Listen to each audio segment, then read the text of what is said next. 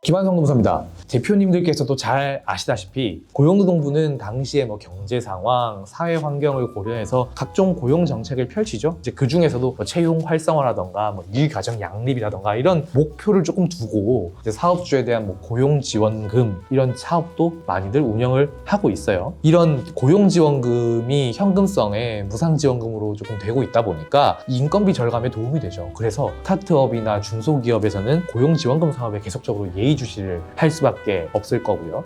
오늘은 그 2025년 이제 향후에 지원될 이제 고용 지원 사업이 어떻게 운영될 수 있을지를 한번 전반적으로 살펴볼게요. 2025년에는 사업주가 받을 수 있는 고용지원금이 좀 늘어났을까요? 사실은 아직 2025년에 시행되는 고용지원금 사업에 대해서 아주 구체적이고 명확하게 나와 있는 내용은 없어요. 그런데 지난 8월에 나온 이제 고용노동부 2025년 예산안이 있습니다. 이 예산안을 통해서 전체적으로 어떤 기조를 보이는지, 그리고 주로 어떤 내용의 지원 사업을 할 예정에 있는지 이런 부분들은 큰 틀에서는 가늠해 볼 수는 있어요. 2025년 고용노동부 예산안을 보면 총 지출 규모가 35조 7천억이에요. 많습니다. 전년 대비 1조 7천억이 늘어난 거거든요. 그러면은 와, 우리 기업도 이제 받을 수 있는 게 엄청 많아질 수 있겠다라고 여길 수는 있겠으나 주로 정부가 지금 최대로 고민하고 신경 쓰고 있는 사안들, 가령 이제 저출생과 관련해서 일가정 양립 내용이겠죠. 이런 내용이라거나 아니면 노동 약자를 보호한다거나 아니면 청년 미래 도약, 이런 부분에 중점을 좀 두고 있다고는 합니다. 설명을 그렇게 하는데 사실 봤을 때 스타트업이나 중소기업 입장에서 보면은 이 직접적인 현금성 지원이 이루어지는 사업은 사실 크게 확대된 게 없어 보이고요. 이미 운영하고 있었던 사업들 지원금, 가령 청년 도약 장려금이라던가 이런 부분들, 그리고 이 유연근무제 제도 활용을 통해서 받을 수 있었던 지원금, 이런 것들은 거의 유지되는 형태로 운영될 것으로 생각됩니다.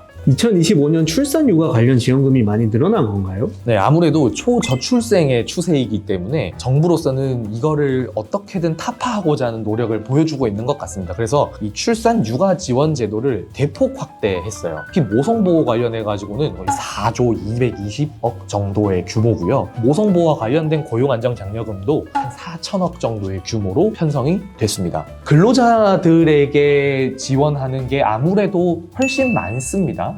가령 우리가 많이들 들어보셨다시피 이제 육아휴직 급여도 그 상한이 이제 최대 250만 원까지로 상향이 됐고, 원래는 육아휴직 급여를 받을 때 사후지급금이라는 게 있었어요. 복직 이후에 더 다녔어야 되는데 이 사후지급금도 폐지가 됐고요. 그리고 배우자 출산 휴가 급여도 이제 확대되고, 그 자녀를 양육하는 근로자들에 대해서 지원을 획기적으로 높이게 된 거죠. 그럼 사업주는 어떨까요? 이런 모성보호 관련 제도가 잘 돌아가고 잘 운영이 되려면 그 사용할 수 있는 여건이 개선이 돼야 되는 게 전제거든요. 그 사용 여건이 개선된다는 거는 결국 이 사업주한테 인센티브를 줘야 출산 휴가 제도라던가 아니면 육아휴직이라던가 이런 것들을 잘 활용할 수 있게 된다는 얘기밖에 안 돼요. 그래서 결국은 이 사업주 부담을 경감을 해줄 수밖에 없을 것이고, 여기에 대한 지원이 이루어지는 거죠. 그래서 이 출산 육아기는 원래 고용안정장려금이라는 게 있습니다. 우리가 육아휴직을 보내준다거나 출산 전 육아를 보내준다거나 대체 인력을 채용한다던가 하면은 거기에 대해서 사업주에게도 지원금이 있었어요. 이 지원금들을 조금 더 인상해주고 확대시켰다는 겁니다. 이런 부분들을 좀 눈여겨볼 만해요. 가령 어떤 게 있냐면 대체 인력 지원금이라는 게 있어요. 우리가 대체 인력이라고 하면 출산 전 휴가를 가거나 육아휴직을 가거나 아니면 육아기 근로시간 단축을 하거나 했을 때 그 빈 근로시간에 다른 대체 인력을 채용하는 형태거든요. 기존에는 이 대체 인력을 채용했을 때 지원금을 줬는데 출산 전후 휴가 기간에만 줬단 말이에요. 그래서 이 출산 전후 휴가 기간에만 3개월 정도의 대체 인력 지원금을 줬기 때문에 조금 활용도가 떨어질 수는 있었는데, 이제는 이걸 확대해서 육아 휴직 기간까지로 확대를 했어요. 정리하면 기존에는 출산 전후 휴가 기간에만 대체 인력 지원금을 줬거든요. 그런데 이제는 육아휴직 기간까지 확대가 되다 보니까 근로자가 출산 이후에 육아휴직까지 곧바로 들어가더라도 이 대체 인력을 그때까지 사용하고 그 대체 인력에 대한 지원금이 다 들어올 수 있게 됐다라는 겁니다. 활용할 수 있는 여건이 좀 훨씬 좋아지겠죠. 그리고 이 대체 인력 지원금도 월 80만 원에서 120만 원으로 인상이 됐어요. 사업주 입장에서는 육아휴직을 보내고 출산 전후 휴가를 보냈는데 대체 인력을 채용했다. 그럼 결국 또 인건비가 나갈 텐데 이 인건비에 대해서 120만 원까지 보전을 받을 수 있는 구조다라는 겁니다. 업무 분담에 대한 지원금도 확대가 됐어요. 기존에는 육아기 근로시간 단축이라는 제도를 활용하는 근로자가 있을 때 동료 근로자가 그 단축된 시간만큼 일을 더 해야 되잖아요. 이제 거기에 대해서 업무가 부담이 되니까 업무 분담금을 줬거든요. 월에 20만 원까지 한도로. 대신 이제 사용자가 그 업무 분담하는 근로자한테 추가로 돈을 더 준다는 게 전제겠죠. 추가로 고생 많으니까 준다라고 하고 20만 원을 지원으로 받는 구조였는데 이제 이거를 확대해서 육아휴직까지도 지원이 돼요. 그래서 결국 육아휴직으로 인해서 인원 공백이 발생을 하게 됐을 때 다른 근로자가 업무 분담을 하게 되면 그 육아휴직으로 인한 공백에 대해서도 업무 분담 지원금도 지급될 수 있다. 월 20만 원인 건 동일하고요. 시차 출퇴근 제도 관련해서도 한번 얘기를 해봐야 되는데 사실 이거는 2024년에도 다시 나온 내용이에요. 왜냐 그러면은 시차 출퇴근 제도에 대한 유연근무제 지원금 없어졌었어요. 그런데 2024년에 다시 부활했습니다. 대신 전제를 하나 달고 부활했어요. 그 전제가 뭐였냐면은 만 8세 이하 또는 초등학교 2학년 이하 육아기에 있는 자녀를 둔 근로자에 한해서 이 시차 출퇴근제에 대한 지원이 다시 부활한 거거든요. 시차 출퇴근제에 대한 지원이 계속 유지가 됩니다. 그래서 이 출산 육아기에 있는 근로자들은 시차 출퇴근제를 활용할 수 있도록 하고 거기에 대해서 월에 20만 원씩 또 지원금이 나올 수가 있다. 이 점도 한번 다시 짚고 넘어가 보면 좋을 것 같아요. 청년 일자리 지원의 경우에는 변경된 게 없나요? 사업주에게 직접 현금성의 지원을 해주는 개념에서는 이 청년 일자리 도약장려금 사업이 유지가 되고 있었는데 이게 계속해서 유지가 돼요. 계속 운영이 되는데 다만 달라지는 거는 이게 이제 1유형과 2유형으로 조금 나뉘게 됩니다. 이런 게 조금 차이가 생기는 건데 원래 우리가 알고 있던 청년 일자리 도약장려금 1년 최대 720만 원 그리고 2년 최대 1,100만 원 주는 지원금이죠. 이 지원금이 1유형이 되면서 내용이 바뀌어요. 뭐가 바뀌냐면 2년까지 고용유지를 하면은 원래 480만 원의 인센티브를 줬던 게 있는데 이제 이 내용이 없어졌어요. 그래서 1유형은 1년 최대 720만 원으로 끝이에요. 결과적으로는 금액이 줄어든 거라고 할 수 있겠죠. 대신에 청년 일자리 도약 장려금 2유형이 신설됐는데 이 2유형 목적 자체가 뭐라고 돼 있냐면 빈 일자리 업종 구인난 해결, 취업 애로 청년의 일자리 해결. 그런데 미스매치를 막고 이거를 해소하겠다라는 거예요. 이 빈 일자리 업종이 도대체 뭐냐는 건데 제조업, 뭐 조선업, 우리 뭐 뿌리산업, 물류, 운송, 음식점업, 농업, 건설업, 수산업 이런 것들을 우리가 빈 일자리 업종이라고 좀 지정을 해놨는데 이 5인 이상 제조업 등의 빈 일자리 업종에 대해서 청년을 정규직으로 채용하면 마찬가지로 1년 최대 720만 원을 지급한다. 똑같죠? 그런데 2년까지 근무를 한다라고 하면 원래 480만 원 주던 걸 이제 청년한테 준다는 거예요. 사업주에게 480만 원 줬던 인센티브는 이제 없어요. 2유형에서마저 청년에게 준다라고 봐주시면 좋을 것 같습니다. 그러니까 기존에는 청년 일자리 도약 장려금이 2년 최대 1,200만 원이었던 게 1유형이든 2유형이든 1년 최대 720만 원이 된 거고요. 추가 480만 원의 인센티브는 2유형에 한해서 청년에게 지급된다. 이렇게 변경된 거로 봐주시면 좋을 것 같아요. 그런 말씀들을 하시더라고요. 노사님 그러면은 결국은 지원금 줄어든 거네요? 맞아요. 맞는데 이게 뭐 생각을 조금만 바꿔보시면 이 480만 원이 꼭 우리한테 들어오는 게 아니라 청년한테 들어간다고 하더라도 근로자한테 들어가는 인센티브가 될 수도 있는 거고 또 이걸 활용해서 우리는 뭐 또 채용의 폭도 넓힐 수 있는 거고 하니까 그렇게 조금 생각을 바꿔보시는 것도 좋을 것 같아요. 우리가 상여금 같은 걸로 나가는 것도 사실은 뭐 이걸로 대체해서 나간다라고 생각하는 것도 가능한 한 영역이니까요. 생각의 전환을 하는 것도 좋겠네요. 원래 기존에 일경험 프로그램이라는 게 있었거든요. 이게 구직 청년의 그 일 경험 기회를 확대하기 위한 정책이었고 이걸 통해서 이제 인턴 뭐 이런 것들을 운영해서 일 경험 기회를 제공하는 거였어요. 회사로서는 현재와 같이 일 경험 지원 사업을 통해서 우리가 참여하는 기업이 되고 그 수행 기관들마다 풀이 있는데 그 청년 인력 풀이 있어요. 그 청년 인력 풀에서 우리를 매치해 주는 거고 우리는 거기서 인턴을 사용하는 개념과 같이 운영되는 거거든요. 그래서 인턴십 제도나 이런 일 경험 지원 제도를 통해서 청년을 우리는 활용하면서 인건비는 그동안 보전받는 개념으로 운영을 하는 거니까 우리가 직접적으로 인건비 지원을 받는 개념은 조금 덜 할 수 있다고 하더라도 이거 뭐 인턴십 이후에 우리 사업장에 맞는 인재로 활용할 수도 있는 것이고 그리고 그 인턴십 기간 동안 그 인건비도 보전은 되고 하니 충분히 이것도 우리가 간접적인 지원 사업으로서 활용해 볼 수 있다고 생각이 됩니다. 중장년이나 장애인 지원의 경우에는 어떻게 될까요? 중장년 지원 사업도 그렇고 장애인 대상 지원 사업도 그렇고 이 보도자료와 예산안을 놓고 보면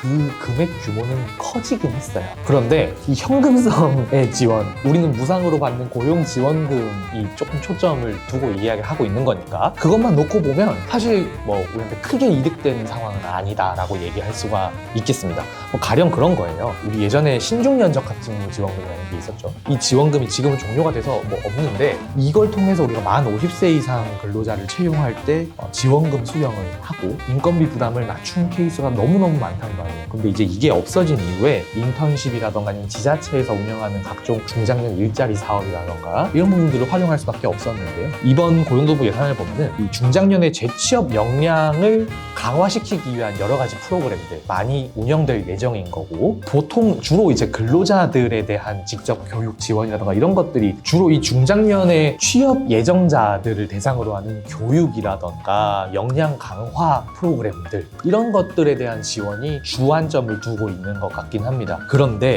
보통 이런 지원금이 우리가 직접 받는 건 없다고 하더라도 또 중장년 인턴십이라던가 결국 기업 경험이 필요하거든요. 이런 기업 경험을 수행할 수 있게 하는 사업들, 인턴십이라던가 이런 내용들을 할 때 우리 회사도 참여를 해서 인턴십을 활용하면서 인건비 보전은 받고 그리고 이들과 업무 적합도가 맞는지도 한번 살펴본 이후에 실제 채용까지 이루어지는 것 이런 방식을 통해서 인건비를 절감하는 것도 가능할 걸로 생각이 됩니다. 그리고 고령자 계속 고용 장려금이 여전히 존재하고 이 예산을 좀 더 확대할 예정이라고 하고요. 그래서 고령자 계속 고용 장려금의 예산을 확대를 했고요. 이 요건을 좀 완화했어요. 이제 뭐 정년 도달한 근로자의 일부만 재고용하더라도 지원금을 받을 수 있다. 뭐 이런 식으로 해가지고 정년 이후에 계속 고용에 대한 그 유인책을 좀 만들어 놓은 것 같긴 해요. 그러니까 결국 이렇게 중장년 지원에 관해서는 직접적인 뭐 인건비 지원이 뭐 크게 늘어나거나 하는 건 없어도 여러 가지 뭐 중장년 인턴십이라던가 이런 부분들을 잘 확인을 해서 그것들을 좀 활용할 수 있도록 하는 게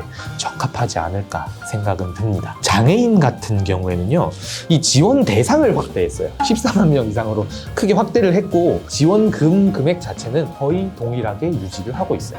뭐 35만 원에서 90만 원까지 1인당 뭐 경증, 중증에 따라서 지원금 금액은 좀 달라지겠지만 동일하게 유지가 될 가능성이 되게 높아 보이고요. 이 표준사업장 도약 지원형 장애인 고용 지원금이라는 게 뭐 신설되기는 했는데 뭐 10개소만 대상을 하고 있는지라 뭐 우리가 일반적인 스타트업이나 중소기업에서 이 지원금까지는 검토하기는 조금 어려울 수 있을 것 같아서 기존의 장애인 고용 지원금에 좀 초점을 두고 살펴보시는 게 좋을 것 같습니다.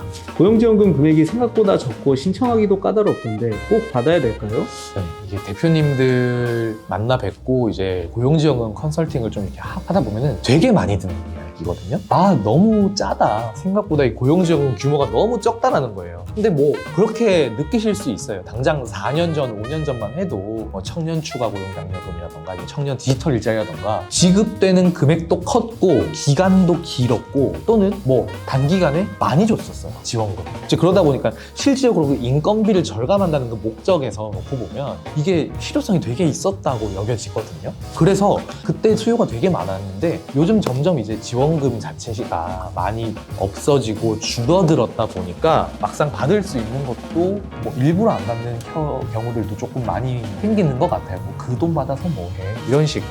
그래서 보면은 받을 수 있는 지원금이 있는데도 뭐 놓쳐서 못 받거나 뭐 몰라서 못 받는 분들도 계시는데 뭐 이 정도의 내가 번거로운 노력을 다 해가지고 이 돈 받을 거면 나 안 할래 이런 경우들도 좀 많더라고요. 예, 물론 뭐 그거는 선택의 자유니까 그럴 수는 있는데요. 저는 생각컨대 요즘 같이 이렇게 지원금이 많이 없는 시기라고 하면 특히 요즘 같은 시기에 이 소규모 사업장, 스타트업, 중소기업 같은 경우에는 1,000만 원, 2,000만 원 정도 받으면은 뭐 나쁘지 않게 받은 것 같다라고 볼 수도 있을 것 같은데 뭐 당장 나가는 직원 월급이라던가 이런 것들 생각하면은 그 금액이 적긴 해요. 뭐 당장 도약장려금 매달 주는 것도 아니고 6개월에 한 번 주는데 처음에 360만 원 주잖아요. 근데 이 직원 월급은 매달 나가야 되는데 이게 실질적인 인건비를 우리가 절감하는 효과라고 곧바로 얘기하기 어려울 수도 있고 저도 그럴 것 같아요. 그래서 그렇게 생각을 하실 수가 있는데 어찌됐건 이게 현금성으로 우리한테 지급되는 무상 지원금이잖아요. 이걸 한 뭐 영업이익이라고 생각을 해보자고요. 영업이익이라고 생각 한 2천만 원 받는다라고 보면 우리 회사 나중에 뭐 영업이익률 한 5% 나온다라고 하면 매출액으로 환산하면 거의 4억 되는 거거든요.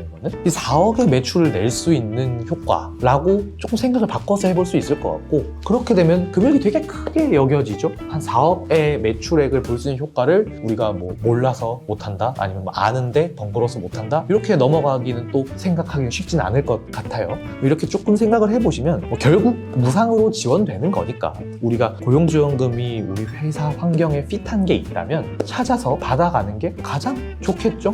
돈 드는 거 아니니까요. 그래서 결국 말씀드렸듯이 이제 기업은 계속 운영이 되잖아요.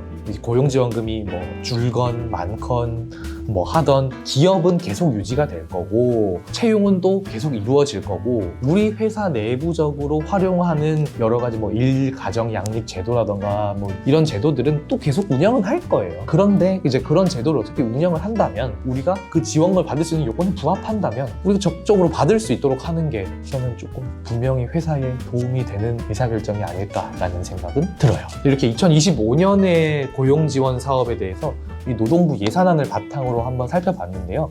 앞서서 말씀드렸듯이 구체적인 뭐 사업의 내용이라던가 그런 방향은 조금 달라질 수는 있어요. 구체적인 사업 지침이 나오면 달라질 수 있지만 이런 예산안을 통해서 큰 틀에서는 이런 정도로 좀 지원된다는 게 일단 나와 있구나 라고 정도로 봐주시면 좋을 것 같고 우리 회사가 충분히 활용할 수 있는 고용지원 제도라면 적극적으로 활용하시는 게 저는 좋을 거라고 생각합니다.